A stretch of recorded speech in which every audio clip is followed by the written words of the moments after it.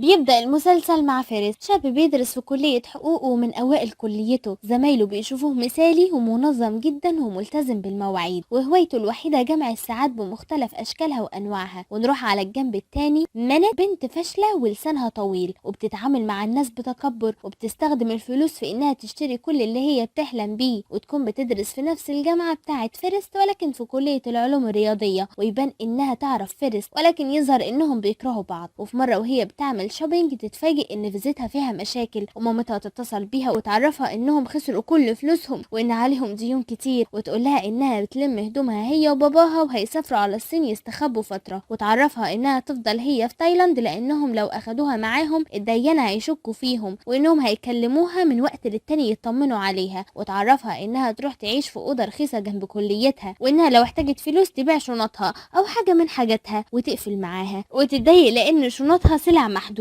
وتروح على بيتها تلم كل هدومها وحاجاتها وتروح تحجز في فندق بسيط وفقير، ويكون مش عاجبها الأوضة رغم كده تاخدها. ولكن بالليل تتفاجئ ان الأوضة اللي هي فيها مليانة حشرات، فتخاف وتترعب وتفضل تصرخ لحد ما واحدة من الأوضة اللي جنبها تيجي وتساعدها وتشيلها الحشرات، وما تقدرش تنام من خوفها وتفضل سهرانة طول الليل. تاني يوم بي ام صديق طفولتها يتصل بيها، ومنت اول ما تسمع صوته تعيط وتقول له انها محتاجة له جنبها في الوقت ده، ويطلع ان بي ام واقف وراها ويقول لها انه دايما هيبقى جنبها. فلما تشوفه تحضنه وياخدها معاها على بيته ويطلب منها تحكي له ايه اللي حصل معاها، فمنت تحكي له وتقول له انها تضطر الفترة دي تمثل على كل اللي حواليها انها عادي وسعيدة عشان محدش يعرف ان عيلتها فلست وتتفضح وانها بقت فقيرة واميرة محطمة. فبي ام يوعدها انه هيساعدها ويطلب منها انها تعيش في البيت ده مكانه، وانه هيتنقل ويعيش في مكان تاني عشان دراسته. فهي تطير من سعادتها وتفرح قوي وتبدأ تحلم انها تسيب الأوضة الحقيرة اللي في الفندق وتيجي تعيش في البيت المريح ده لوحدها. ولكن سعادتها ما تكملش لانها بتلاقي فيرست خارج من اوضته ويرفض فكرة بي ام انها تقعد في الشقة، فمنت تتصدم لما تشوفه وما تكونش فاهمة هو بيعمل ايه هنا. فبي ام يعرفها ان فيرست اخوه، وفيرست يتخانق هو ومنت لانه مش عاجبه انها تهرب من مشاكل عيلتها بالطريقة دي، فمنت تتخانق هي كمان معاه وتغلط فيه. فبي ام يهديهم ويتكلم مع فيرست لوحدهم عشان يقنعه بانه يقعدها معاه شوية، وبي ام يخرج ويعرفها ان فيرست وافق ولكن عنده شرط وانها هي تعتذر له. فمنت تضطر توافق لانها مش عايزة ترجع تعيش في الفندق تاني. ولما تروح تعتذر لفيرست تعتذر بكل تكبر، ففيرست ما يعجبوش طريقتها ويطردها من اوضته. فمنت تخرج وهي متضايقة وبتشتم فيه لان اول مرة حد يعملها بالطريقة دي ويكون عكس بي ام اللي بيعملها زي الاميرة، ويروح معاها على الفندق اللي كانت قاعدة فيه عشان تلم حاجاتها من هناك. وقبل ما يوصلها على البيت هي وبي ام يروحوا يقعدوا في مكان سوا، ومنت تكون مستغربة انها عارفة بي ام من 10 سنين، وفي ال10 سنين ما كانتش تعرف انه عنده اخ. فبي ام يحكي لها انه اخوه فيرست الغير شرعي ومفيش حد عارف بالسر ده غير فيرست وابوهم وام بي ام، لان لو مامة فيرست عرفت هيحصل مشاكل. فمنت ما تكونش مصدقة ان واحد زي فيرست ممكن يساعد حد. فبي ام يعرفها ان فيرست طيب وانه هيساعدها لو احتاجت اي حاجة منه. ولما منت تروح على البيت ترتب هدومها وحاجاتها في اوضتها الجديدة وتكون سعيدة، ولكن ما تكونش مرتاحة انها تعيش في نفس البيت مع فيرست، ولكن في نفس الوقت تكون فرحانة لانها بتشوفه وسيم. تاني يوم الصبح وهي رايحة كليتها تقابل فيرست في الاسانسير وتحاول تكون لطيفة معاه، ولما تكلمه ما يردش عليها وياخد منها شنطتها ويمشي. فلما تروح وراه يركب عربيته ويعرض عليها يوصلها، فهي تكون مستغربة ومش عايزة تروح معاه ولكن عشان متأخرة تروح، ويقول لها عشان يخليها عايشة معاه في البيت لازم تلتزم بكل القواعد بتاعته وانه هيساعدها وهيدربها عشان تكون مهذبة ولطيفة، وانها لو رفضت تخرج من بيته ويديها عقد ويقول لها انها لو وافقت انه يدربها تمضي عليه. فمنت ما تلاقيش قدامها حل غير انها توقع على العقد، ويبدأ انه يديها اول درس ويخليها تشكره بطريقة لطيفة على انه وصلها. وفيرست يكون مستمتع جدا وهو شايفها بتنفذ اوامره، ولما تروح تلاقيه مستنيها ويبدأ يديها دروس الاخلاق اللي متفقين عليها. واول حاجة يعلمها لها انها تقول شكرا وازاي تقدم احترامها للكبار وازاي تقعد، ولما تغلط يضربها، ولما تستسلم يهددها بالعقد اللي موقعة عليه. تاني يوم وهي في الكلية يكون عندها اختبار تنس وتكون بتلعب وهي سرحانة وتلوي ايديها بالغلط، وبالرغم من وجعها ما تهتمش لايديها. ولما تروح تلاقي فيرست ويعرفها انه هيعلمها الطبخ ويعمل اول طبق بنفسه ويسيبها تعمل باقي الطبخ هي، ويديها 45 دقيقة وهي تتوتر جدا لان عمرها ما دخلت المطبخ في حياتها، وبسبب خوفها منه تطبخ. ولما يدوق اكلها ما يديش اي ردة فعل، ولما هي تدوقه تلاقيه طعمه وحش جدا وتستغربه لما تلاقيه مستمر في انه ياكل من اكلها. ويعلمها انها لو رميته مش حل وانهم لازم ياكلوه عشان يعرفوا ايه الغلط الموجود فيه عشان ما يرجعوش يكرروا الغلط تاني. فمن ترفض تاكل منه، ففيرست يكون طيب عليها ويخليها تاكل من الاكل اللي هو وهو طبخه وياكل هو من اكلها، وبعد ما يخلصوا اكل ياخدها على المطبخ عشان يغسلوا الاطباق سوا، ولكن تعرفوا ان ايديها تعبانه بسبب انها اتلوت في اختبار التنس، وتكون ايديها التهبت جامد ووجعها بقى اشد، وهو بقى يا قلب امه يقعد يخلص غسيل الطبقين لوحده، وبعد كده يروح يحط لها كريم مسكن، وتكون فرحانه انه خايف عليها، واثناء ما يكون بيعمل لها مساج تساله ليه اختار دراسه القانون، فيقولها ان هو بيكره يشوف الغلط، وانه بيحلم من وهو صغير يكون قاضي، فمن تحسده لانها مش عارفه هي عايزه ايه، ويفضلوا يتكلموا سوا لحد ما تنام، ففيرست ينيمها ويربط لها ايديها ويقرب منها ويبان انه بيحبها. تاني يوم الصبح ما تكونش عارفه تغير هدومها عشان تروح الكليه، فتروح لفيرست وتطلب مساعدته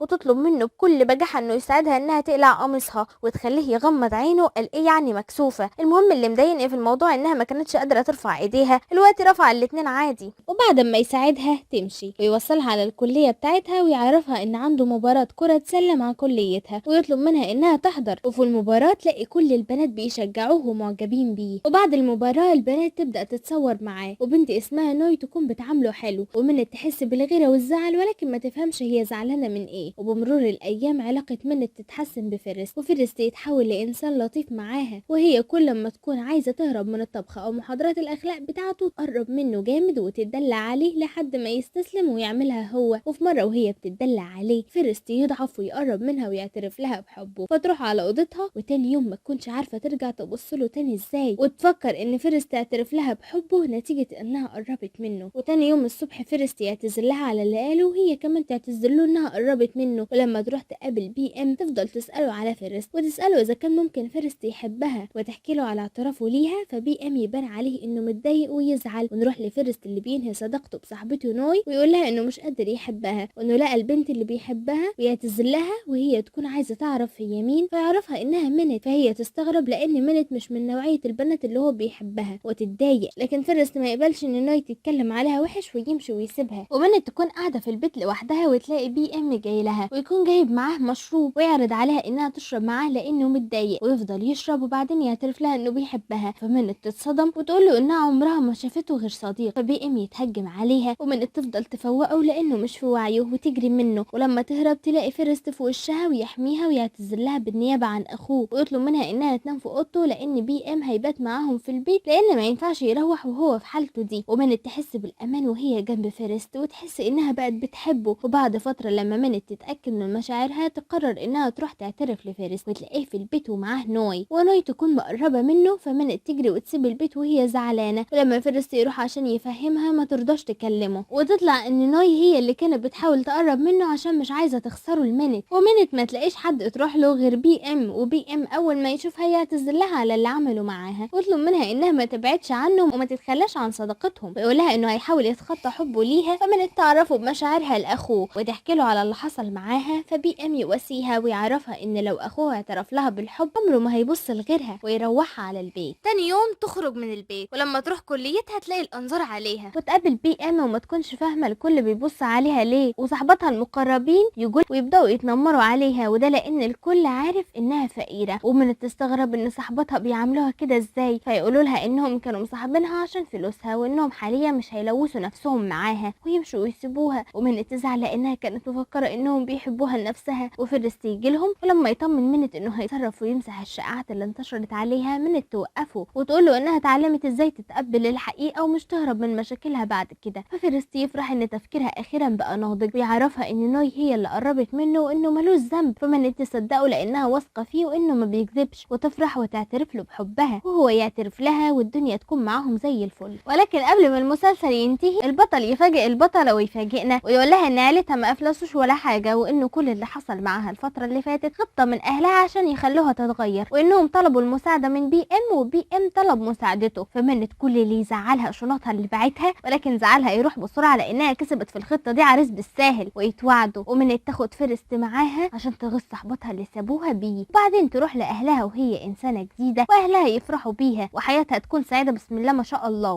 وبس كده احب انهي مع فراولات الامارات اللي بيكتبوا لي احلى كومنتات في الدنيا، وقبل ما انهي اتمنى من كل قلبي تعيشوا قصه حبكم في الحياه وتتقابلوا مع ابطال وبطلات احلامكم، بحبكم جدا، سلام.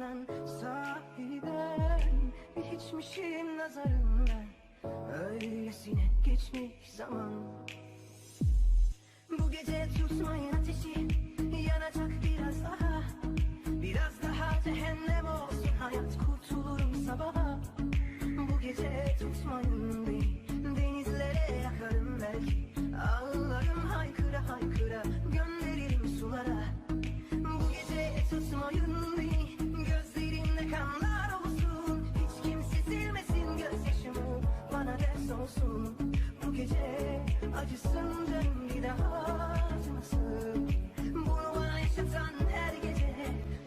kahrolsun.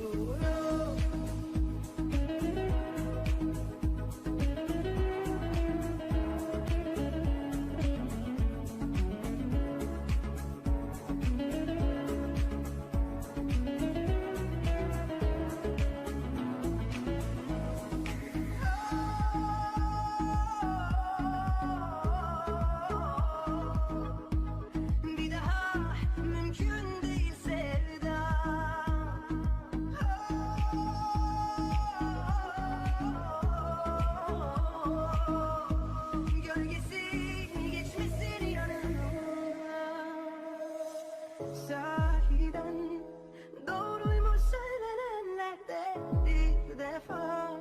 çıkmamış adım ağzından. Sahiden bir hiçmişim nazarımda, öylesine geçmiş zaman. Bu gece tutmayın ateşi, yanacak biraz daha. Biraz daha cehennem olsun hayat, kurtulurum sabaha. Bu gece tutmayın beni, denizlere yakarım belki. Ağlarım haykıra haykıra, gönderirim sulara. Bu gece tutmayın beni, gözlerimde kanlar olsun. Hiç kimse sevmesin gözyaşımı, bana ders olsun. Bu gece acısın canım, bir daha acımasın. Bunu bana yaşatan her gece böyle kahrolsun.